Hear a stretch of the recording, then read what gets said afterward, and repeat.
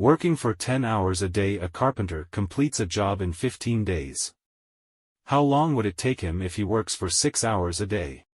A. 40 days. B. 30 days. C. 25 days. D. 20 days. E. 4 days. Solution. If the carpenter works 10 hours to complete a job in 15 days, then he will work 6 hours to complete the job in unknown days. To find the unknown. Since the value of one quantity increases with respect to decrease in other, then the above is said to be inversely proportional. Therefore, 10 times 15 divided by 6 equals 150 over 6. 150 divided by 6 gives 25. Equals 25 days. The correct answer is C. Ben does a journey in 6 hours at the rate of 40 kilometers an hour.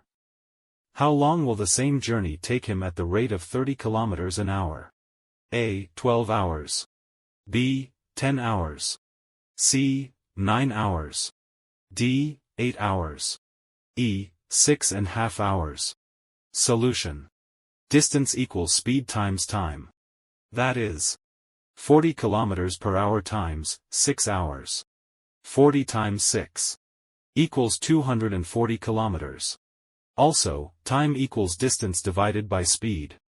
That is 240 kilometers over 30 kilometers per hour. 240 divided by 30 gives 8. Which is equals 8 hours. The correct answer is D. At an average speed of 80 kilometers per hour, a vehicle will cover 40 kilometers in A. 2 hours. B. 1.5 hours. C. 1 hour. D. 3/4 hours. E. Half an hour. Solution. Know that time equals distance divided by speed. That is 40 kilometers divided by 80 kilometers per hour. We divide the numerator and denominator by 40. 40 divided by 40 gives 1. 80 divided by 40 gives 2. Equals 1/2. Therefore, it will take him half an hour to cover the same distance at 30 kilometers an hour. The correct answer is E.